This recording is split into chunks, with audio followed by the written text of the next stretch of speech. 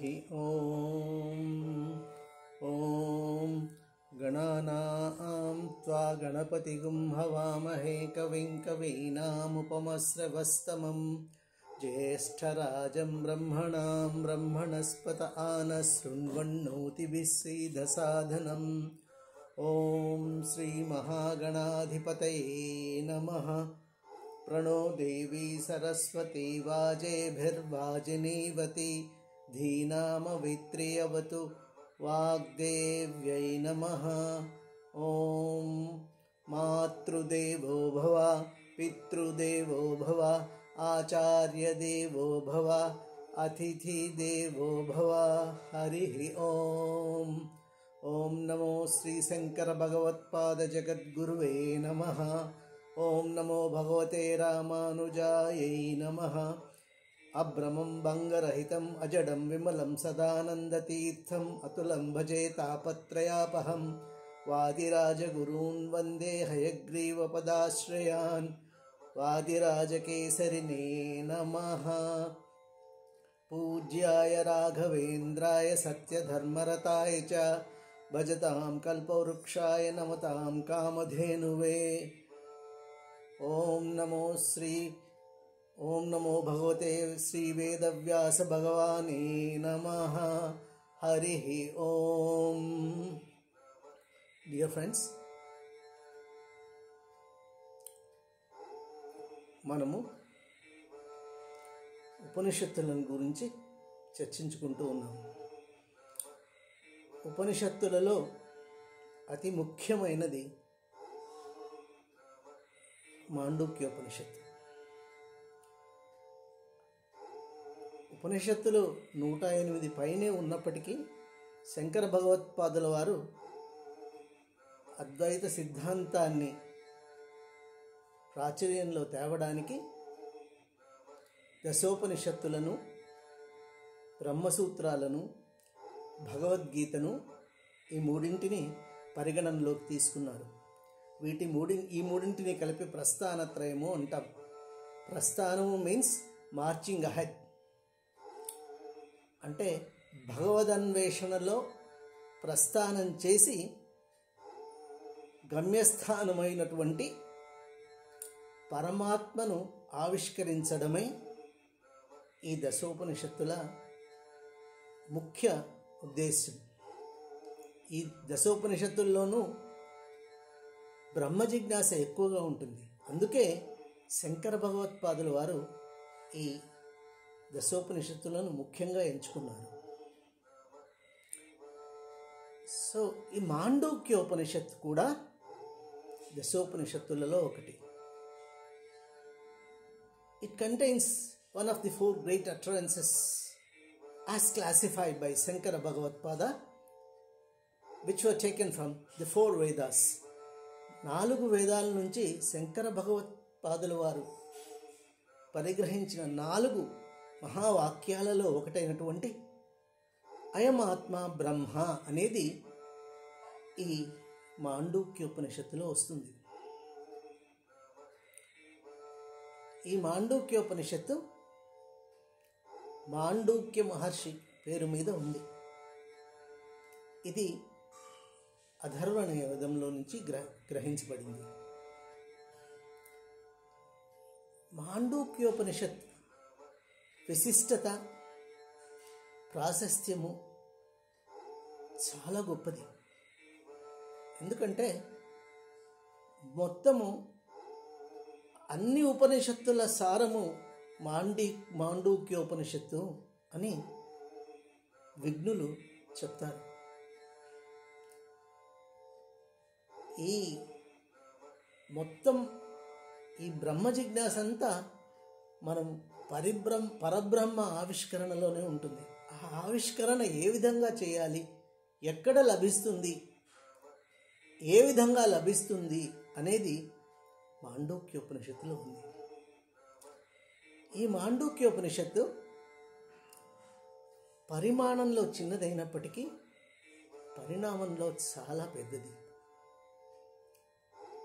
ఇది సత్యాన్వేషణలో అన్ని ఉపనిషత్తుల కంటే ముందు ఉంటుంది అని దైవజ్ఞులు వేదజ్ఞులు చెప్తారు.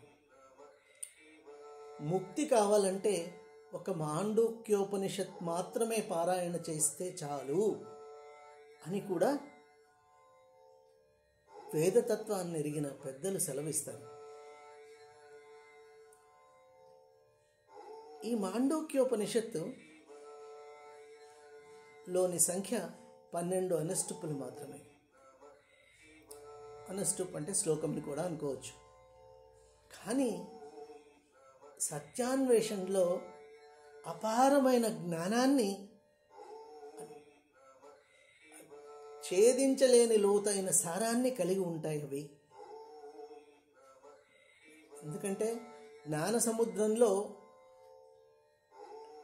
చివరి వరకు వెళ్ళడం సాధ్యం కాదు. సత్యం జ్ఞానం అనంతం బ్రహ్మ అంటాం. కానీ అలాగే ఈ మాండూక్యోపనిషత్తు సారం కూడా చాలా గొప్పది. ఇంకొకటి ఏంటంటే ఈ మాండూక్యోపనిషత్తు అన్ని ఉపనిషత్తుల సారము కలిగి ఉంటుంది. ముఖ్యంగా మనం దశోపనిషత్తుల గురించి చర్చించుకుంటున్నాము. ఇంతకుముందే మనం ఈశావాస్య ఉపనిషత్తు గురించి, కేనోపనిషత్ గురించి, ఛాందోగ్యోపనిషత్ గురించి, కఠోపనిషత్ గురించి విస్తారంగా చర్చించుకున్నాం. ఈ దశోపనిషత్ అంటే ఈశావాస్య, కేన, కట, ముండక, మాండూక్య, తిత్తిరి, ఐతిరీయ, ప్రశ్న, బృహదారణ్యక, చాందోగ్యం తథా అంటారు. ఇవి 10 దశోపనిషత్తులు అంటారు. వీటిలో ఈ మాండూక్యోపనిషత్ అతి ముఖ్యమైనది. ఈ మాండూక్యోపనిషత్ మీద గౌడపాదుల వారు ఒక కారిక రాశారు. అది ఎంత ప్రాశస్త్యం చెందింది అంటే ఆ కారిక almost it has become a part of Mandukyopanishad. అది లేకుండా మాండూక్యోపనిషత్తు లేదు అన్నంత ప్రాచుర్యం పొందింది. గౌడపాదుల వారంటే ఆయన శిష్యులు గోవిందపాదుల వారు, వారి శిష్యులు శంకర భగవత్పాదుల వారు. ఈ మాండూక్యోపనిషత్ మీద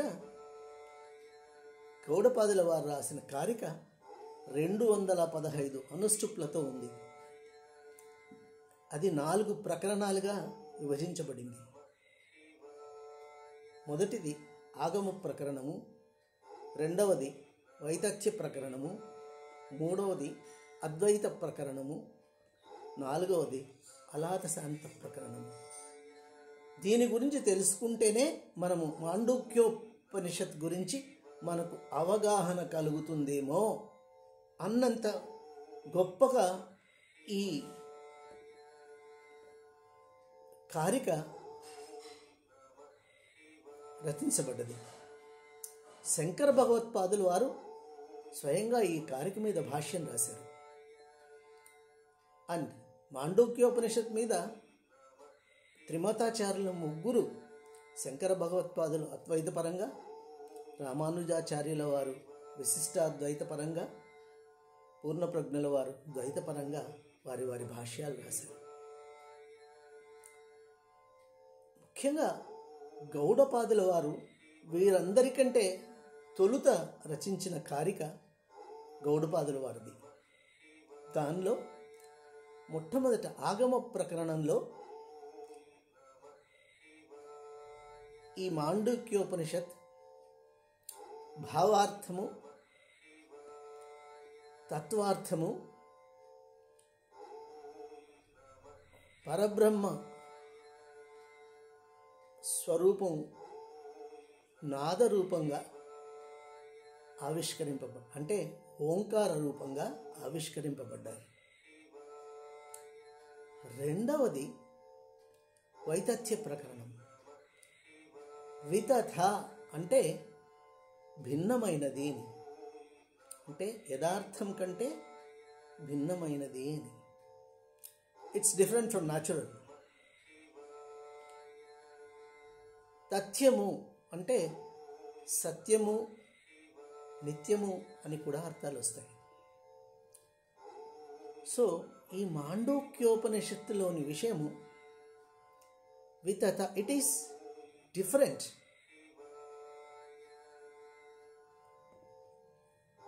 విచ్ ఈస్ నాట్ ప్రెసెంట్. అంటే సత్యాన్వేషణలో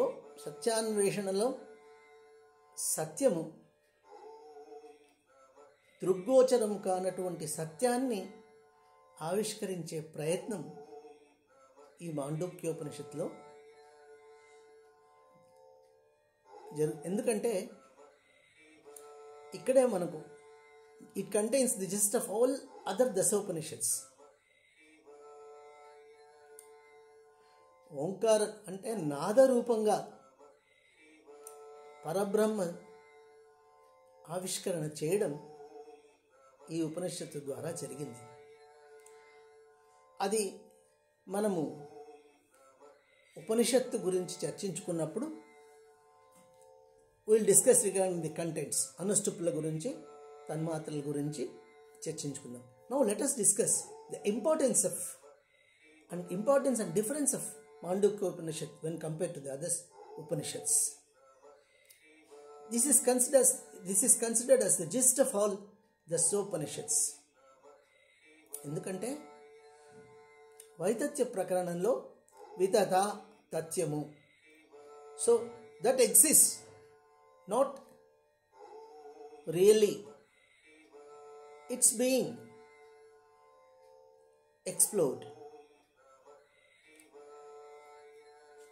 అందుకే కఠోపనిషత్తులో నిత్యో నిత్యానాం చేతనశ్చేతనానాం ఏకో బహూనాం యో విదధాతి కామాన్ అంటాడు అని ఉపదేశిస్తాడు యమధర్మరాజు, అంటే మృత్యుదేవత నచికేతుడికి. నిత్యో నిత్యానాం, నిత్యులలో అనిత్యము, చేతనశ్చేతనానాం, చేతనల్లో అచేతనుడు, ఏకో బహూనాం, only one thing that exists in different forms, so which is not identified, which is not known, that is being explored. అది వైతథ్య ప్రకరణంలోని ప్రత్యేకత, మాండూక్యోపనిషత్తులో ప్రత్యేకత అది. సిమిలర్లీ తైత్తిరీయోపనిషత్తు తీసుకుంటే భృగు ఆయన తండ్రి గారిని అడుగుతాడు. భృగు అంటే తండ్రి ఆయనకు నాకు బ్రహ్మ జిజ్ఞాస కలిగింది, నాకు బ్రహ్మజ్ఞానం ఉపదేశించండి అని అడుగుతాడు. అన్నం ప్రాణం చక్షుశ్రోత్రం మనోవాచమితి తపసా బ్రహ్మ విజిజ్ఞాసస్వ అని చెప్తాడు తండ్రి. అంటే అన్నము, ప్రాణము, చక్షు వీటన్నిటి గురించి చెప్తాడు, కానీ బ్రహ్మజ్ఞానం అంటే ఏమేనంటే తపస్సు చేసి తెలుసుకోను ఆయన అంటాడు. అప్పుడు ఆయన చాలా సాధన చేసి ఫైనలీ హీ ఫైండ్స్ అవుట్. మనం we discuss when we come to the Taittiriyopanishad. కానీ ఆయన తపస్సు చేసి ఆయన హీ ఎక్స్ప్లోర్స్ ఏమంటే ఆనందో బ్రహ్మేతి వ్యజానాత్ ఆనందాద్యేవ ఖల్విమాని భూతాని జాయంతే ఆనందేన జాతాని జీవంతి అంటాడు. అంటే ఆనంద స్వరూపమే పరబ్రహ్మ అని తెలుసుకుంటాడు ఆయన తపస్సు చేసి. ఆ ఆనందావస్థ ఎప్పుడు, పరబ్రహ్మ దర్శనం ఎప్పుడు కలుగుతుంది అనేది తెలియజేసేది ఈ మాండూక్యోపనిషత్. తురీయావస్థ గురించి మనం మాండూక్యోపనిషత్ అవస్థాత్రయాన్ని గురించి తర్వాత మిగిలిన will discuss when we discuss Mandukyopanishad in detail. మనం ప్రస్తుతము ప్రాశస్త్యాన్ని గురించి, భిన్నత్వాన్ని గురించి, మనం మాండూక్యోపనిషత్ ఇంపార్టెన్స్ గురించి డిస్కస్ చేస్తున్నాం. సో ఆ ఆనంద స్వరూపమే స్వరూపమైనటువంటి పరబ్రహ్మను మాండూక్యోపనిషత్తులో ఆవిష్కరింపబడడం జరిగింది. సిమిలర్లీ మనకు కేనోపనిషత్తులో యన్ మనసా నమృతే ఏనాహుర్మనోమతం తదేవ బ్రహ్మత్వం విద్ధినేదం ఎదిదముపాస్తే అని చెప్తాడు గురువు శిష్యునికి. అంటే నువ్వు మనస్సుతో ఆలోచించేది బ్రహ్మజ్ఞానం కాదు. ఏ బ్రహ్మజ్ఞానాన్ని గురించి నువ్వు ఆలోచిస్తున్నావో ఆ బ్రహ్మజ్ఞానం కాదు. ఏ శక్తి అయితే నిన్ను బ్రహ్మజ్ఞానం కావాలి అని ఆలోచించేట్టు ప్రేరేపిస్తుందో అది బ్రహ్మజ్ఞానం. సో ఆ బ్రహ్మజ్ఞానం ఏది అంటే అది మనకు లభింపజేసేది మాండుక్యోపనిషత్తు.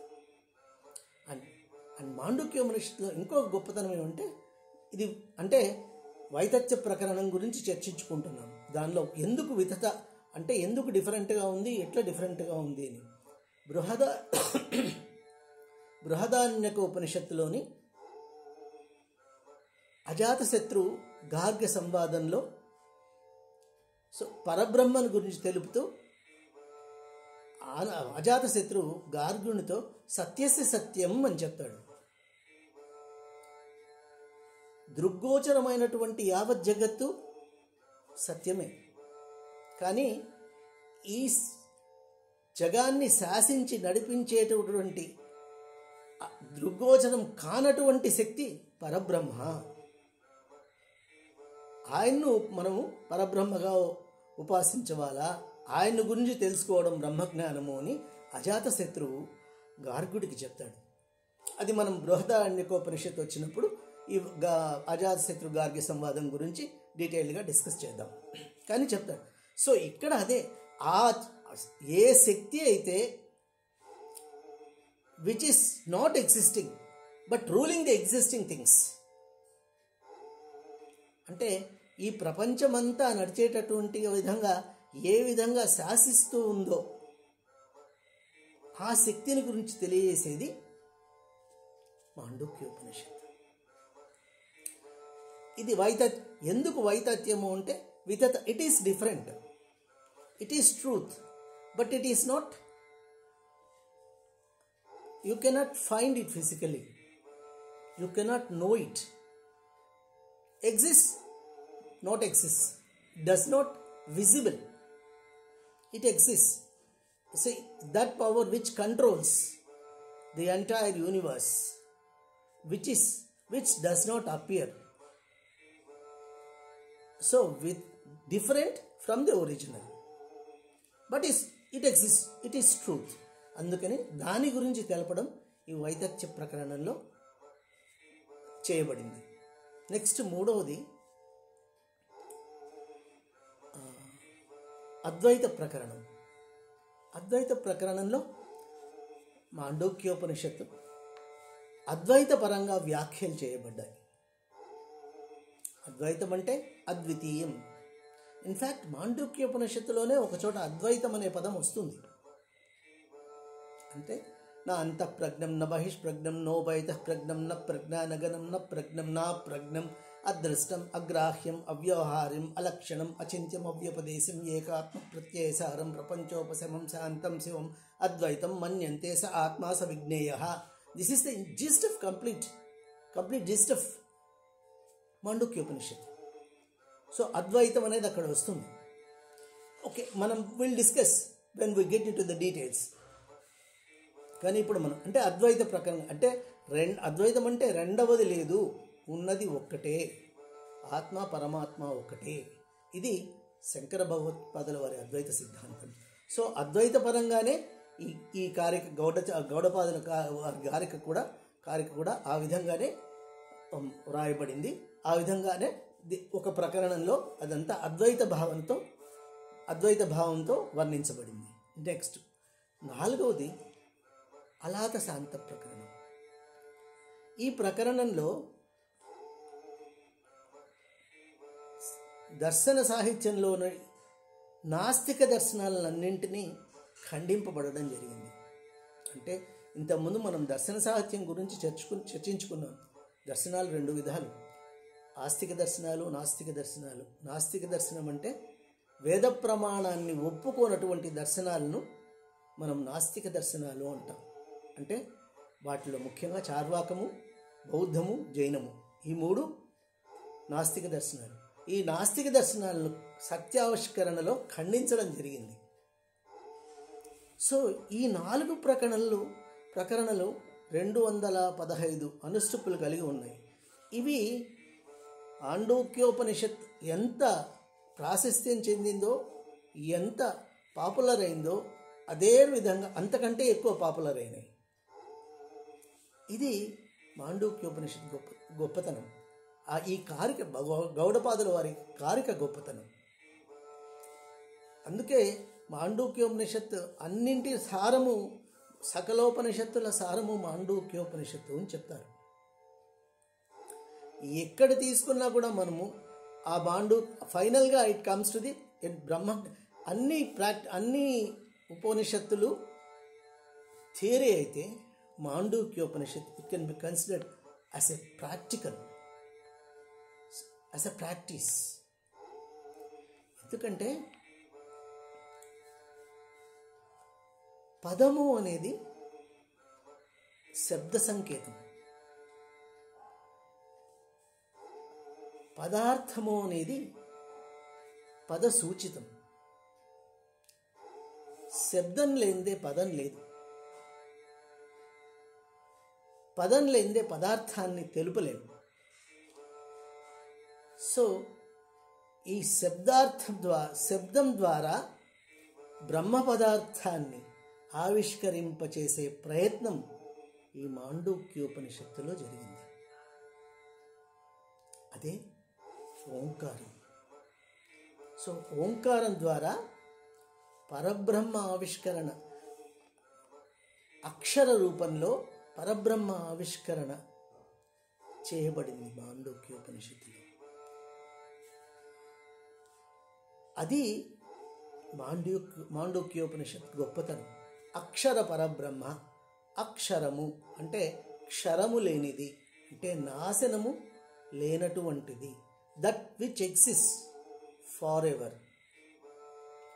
దీనికి ఎంత ప్రాధాన్యత మనకు తెలుసు, అందరూ మనం చూస్తున్నాం. ఏ మంత్రం చెప్పినా ఓంకారంతోనే స్టార్ట్ చేస్తాం. అండ్ ముఖ్యంగా అభిషేకం చేయాలా అంటే, శివ పూజ చేయాలా అంటే, రుద్రాభిషేకం చేయాలా అంటే మహాన్యాసం చేయాలి. మహాన్యాసం స్టార్ట్ చేసేటప్పుడు the very first sentence is ఓంకార మంత్ర సంయుక్తం నిత్యం ధ్యాయంతి యోగినః. ఏ ఓంకార మంత్రాన్ని అయితే నిత్యము యోగులు జపిస్తున్నారో ఆ మంత్రాన్ని నేను జపించి ఆ తర్వాత స్టార్ట్ చేస్తాం మహాన్యాసం.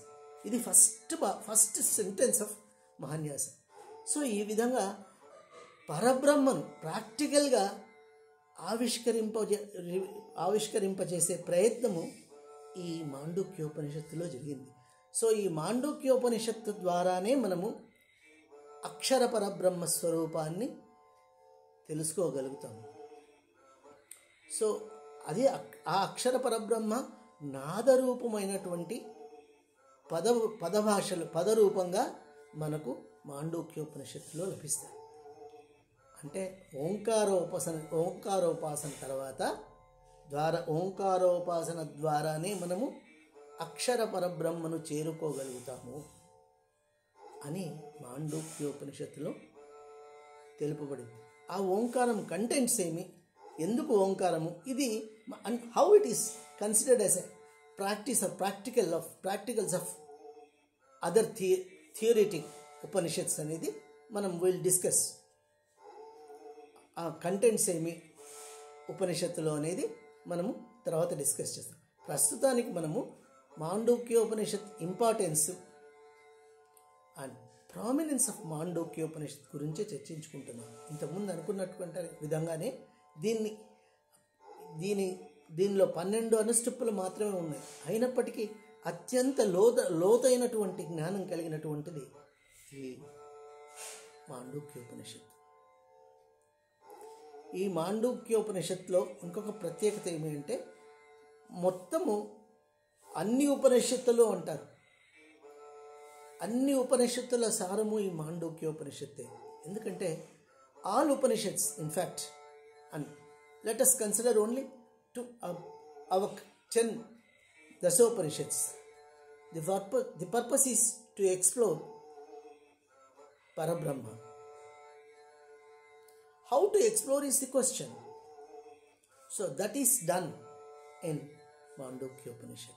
And further, Ayamatma Brahma అనేది కూడా ఈ శంకర భగవత్పాదుల వారి 4 మహావాక్యాలలోనూ ఒక వాక్యమైనటువంటి అయమాత్మ బ్రహ్మ. ఇంతకుముందు చెప్పుకున్నాం ది 4 గ్రేట్ ట్రెన్సెస్లో ప్రజ్ఞానం బ్రహ్మ, అయమాత్మ బ్రహ్మ,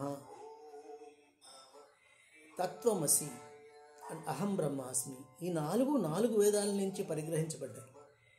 ఈ 4 సెంటెన్స్లు శంకర భగవత్పాదులు తీసుకున్నారు. వాటిలో ఈ అయమాత్మ బ్రహ్మ అనేది కూడా ఈ మాండూక్యోపనిషత్తులో వస్తుంది.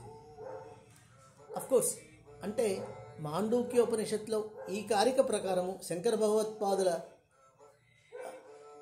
సిద్ధాంతం ప్రకారము అద్వైత పరంగానే ఉంది ఇది. కానీ విశిష్టాద్వైతులు వాళ్ళు they have given their own interpretations and ద్వైతుల పూర్ణప్రజ్ఞుల వారు they have given Dvaitic interpretations, Dvaita interpretations ఇచ్చినారు. అవి మనము ఏ విధంగా ఇచ్చినారు, ఎక్కడ ఇచ్చినారు, ఈ అయమాత్మ బ్రహ్మ అనే దానికి అర్థం ఏమి అనేది మనము when we enter Mandukya Upanishad, we'll discuss extensively. కానీ ఇప్పుడు ఏమి అంటే దీనికి ఎందుకు ఇంత ఇంపార్టెన్స్ వచ్చింది అంటే, ఒకటి అక్షర పరబ్రహ్మను నాద రూపంలో ప్రతిపాదించబడటం ఈ మాండూక్యోపనిషత్ ప్రత్యేకత.